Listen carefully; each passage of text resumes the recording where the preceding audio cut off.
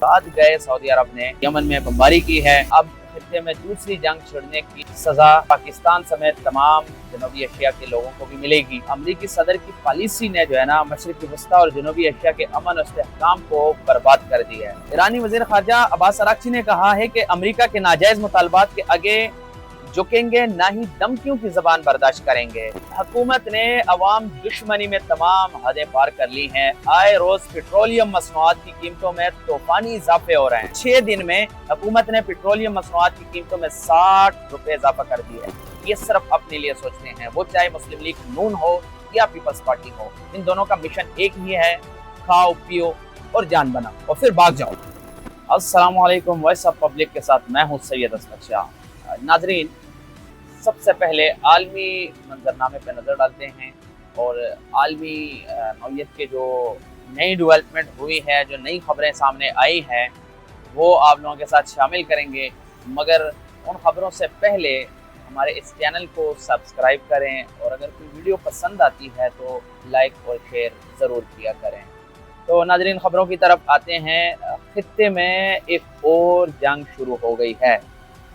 سعودی عرب نے حوثیوں کے خلاف براہ راست حملے شروع کر دیے ہیں اور رات گئے سعودی عرب نے حوثیوں پر جو ہے نا یمن میں بمباری کی ہے اور کچھ ہلاکتوں کی بھی جو ہے نا نشاندہی ہوئی ہے۔ اطلاعات ملے ہیں کہ وہاں جو ہے نا کچھ ہلاکتیں بھی ہوئی ہیں، مگر یہ خطے کے لیے اچھی خبر نہیں ہے، کیونکہ اس سے خطہ انتہائی متاثر ہوگا۔ پہلے سے ہی اتنے زیادہ مشکلات ہیں اور اب خطے میں دوسری جنگ چھڑنے کی سزا پاکستان سمیت تمام جنوبی ایشیا کے لوگوں کو بھی ملے گی۔ دوسری طرف ایران اور امریکہ کے درمیان بھی جنگ بندی کی خلاف ورزی کے بعد جو ہے نا جو سلسلہ انہوں نے دوبارہ بمباری کا شروع کیا تھا، روز جو ہے نا ان کے ایک دوسرے کے خلاف جو ہے نا اٹیکس ہو رہے ہیں۔ امریکی صدر کی پالیسی نے جو ہے نا مشرقی وسطی اور جنوبی ایشیا کے امن و استحکام کو برباد کر دیا ہے۔ دوسری طرف امریکی صدر نے چین اور روس کو خبردار کرتے ہوئے کہا ہے کہ چین اور روس نے ایران کو اسلحہ فراہم کیا تو یہ ان کے لیے بہت برا ہوگا۔ ایران مذاکرات کے لیے سنجیدہ ہے لیکن ڈیل کرنے کے لیے تیار نہیں ہے۔ ٹرمپ نے مزید کہا، دیکھیں اس وقت ہماری ان سے بات چیت جاری ہے۔ دوسری طرف ایران نے قطر کی ثالثی سے جو مذاکرات اور جنگ بندی کی تجویز جو امریکہ نے براہ راست ایران کو بھیجی تھی، وہ ایران نے مسترد کر دی۔ انہوں نے کہا اب جنگ بندی نہیں ہوگی، اب امریکہ کو سخت سے سخت جواب دیا جائے گا۔ ایرانی وزیر خارجہ عباس اراغچی نے کہا ہے کہ امریکہ کے ناجائز مطالبات کے آگے جھکیں گے، نہ ہی دھمکیوں کی زبان برداشت کریں گے۔ ساتھ ہی پاسداران انقلاب نے اعلان کیا ہے کہ ہر ایرانی شہری کی شہادت کے بدلے ایک امریکی فوجی ماریں گے اور ایک ایرانی فوجی کی شہادت کے بدلے 10 امریکی فوجیوں کو ماریں گے۔ تو یہ بہت بڑا اعلان کیا انہوں نے کہ اب کوئی مذاکرات نہیں ہوں گے، اب کوئی جنگ بندی نہیں ہوگی، اب براہ راست جنگ ہے، جب تک جان ہے لڑتے رہیں گے۔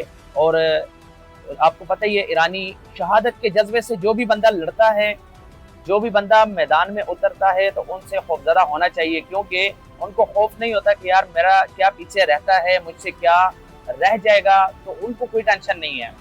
تو اب ایران نے صحیح معنوں میں جو ہے نا اس جنگی معاملات میں جو ہے نا اب وہ گھس چکے ہیں۔ اب وہ کہہ رہے ہیں کہ جب تک ہمیں مقاصد نہیں ملیں گے تب تک یہ جنگ جاری رہے گی اور ہم پیچھے نہیں ہٹیں گے۔ دوسری طرف ناظرین، آپ نے دیکھا امریکی صدر امریکہ نے سعودی عرب کے ساتھ بھی بڑا ہاتھ کر دیا ہے۔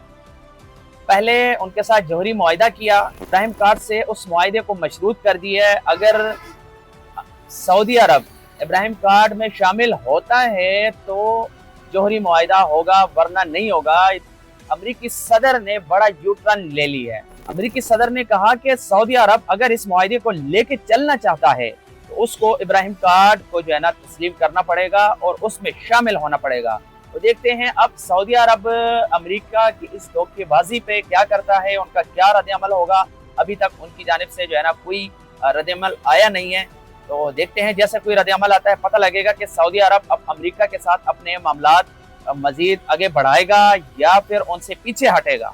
اور اس کے ساتھ ٹرمپ جو ہے نا امریکی صدر، وہ صرف اپنے ملک اور اپنے لیے سوچ رہا ہے، اس کے کسی ملک کے مفاد کے ساتھ کوئی لنک نہیں ہے۔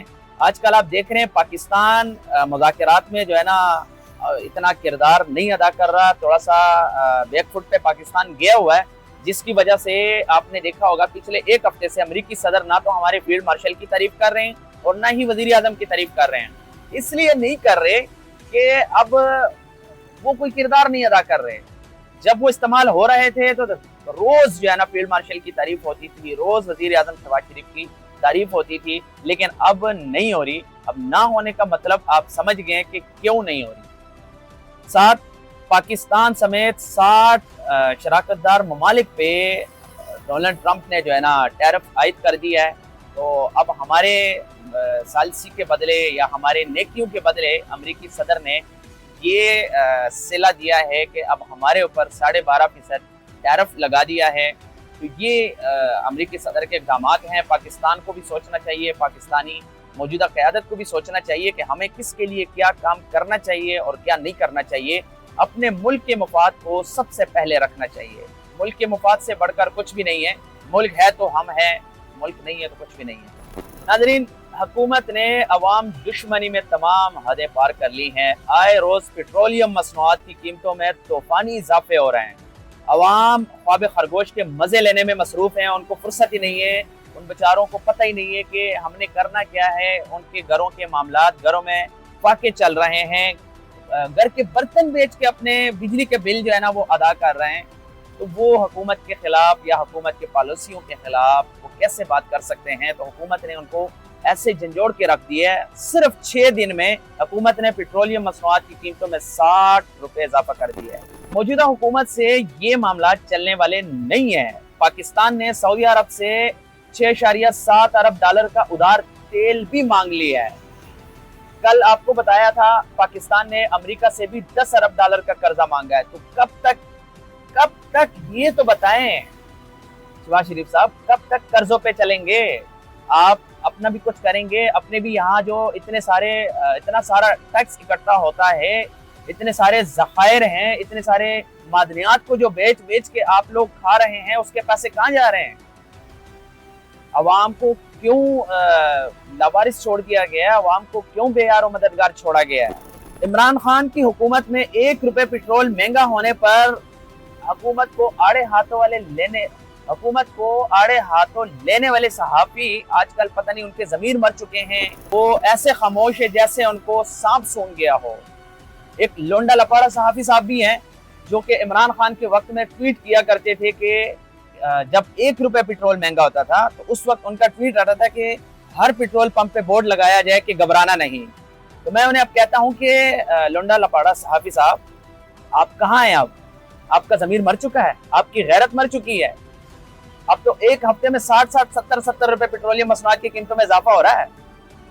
کیوں آپ کے منہ خاموش ہیں؟ جیب بھرے ہوئے ہیں، آواز اٹھائیں نا، کیوں نہیں اٹھا رہے؟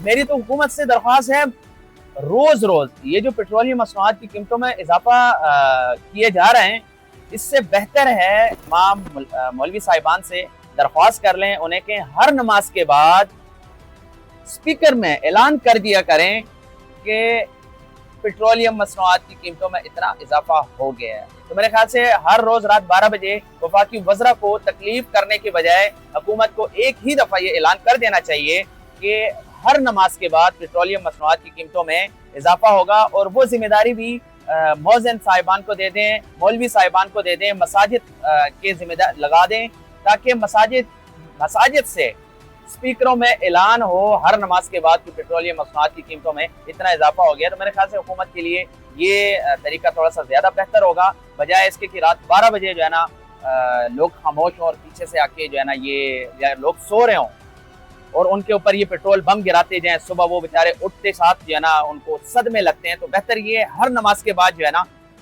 پیٹرولیم مصنوعات کی قیمتوں میں اضافے کا اعلان کیا کرے بذریعہ اسپیکر۔ دوسری طرف آزاد کشمیر کے الیکشن میں بھی جو ہے نا تیزی آ رہی ہے، کچھ ہی دن باقی رہ گئے ہیں۔ میاں صاحب جو ہے نا ہنسی آ رہی ہے ان پہ، میاں صاحب جو ہے نا وہ بچوں والی حرکتیں انہوں نے شروع کر دی ہیں۔ وہ آج کل مولا جٹ بن گئے۔ انہوں نے بلاول بھائی जैसे अल्फाज इस्तेमाल करके बिलावल को मुखातब करके, इसका मतलब ये हुआ बिलावल को जवाब देना मियाँ साहब का तो ये है कि मियाँ साहब की सियासत दफन हो चुकी है, मियाँ साहब की सियासत खत्म हो चुकी है। क्योंकि आप अगर जरदारी को जवाब देते, मौलाना फजलुर रहमान को जवाब देते तो समझ में आती, क्योंकि वो उनके बराबरी के लोग थे। लेकिन अब बिलावल को अगर आप जवाब देंगे तो इसका मतलब ये है कि मियाँ साहब की सियासत अब सिर्फ जाती उम्र तक महदूद हो गई है, अब इससे बाहर नहीं है। इसलिए मियाँ साहब कभी डिमांड करते हैं कि मुझे जाती उम्र का वज़ीर आज़म बना दें, तो कभी कहते हैं कि मुझे आज़ाद कश्मीर का वज़ीर आज़म बना दें। तो इसलिए अब मियाँ साहब की जो डिमांडें हैं वो बच्चों की तरह हो गई हैं। मुझे तो ऐसा लग रहा है कि वो जुनैद सफदर के साथ भी वज़ीद होंगे कि आपने ये काम नहीं करना, ये मेरा काम है तो ये मैं करूँगा। तो मियाँ साहब के हालात अब ऐसे हो गए, उम्र का भी तकाजा है, जितनी उम्र बढ़ती है जाहिर है उम्र के लिहाज से फिर ऐसे लोगों की जो है ना बातें या उनके जो सिस्टम है वो बचकाना होते जाते हैं या बच्चों की तरफ वो आ जाते हैं, उनकी आदतें बच्चों की तरह हो जाती हैं। तो मियाँ साहब के भी फिलहाल यही सूरत हाल है और उनके हालात भी ऐसे ही हैं कि वो बच्चों की तरह बन गए हैं। अच्छा, मियाँ साहब ने बिलावल भुट्टो को एक बात वैसे कही है कि मीरपुर को मीरपुर खास ना समझें और आज़ाद कश्मीर को कश्मीर ना समझें।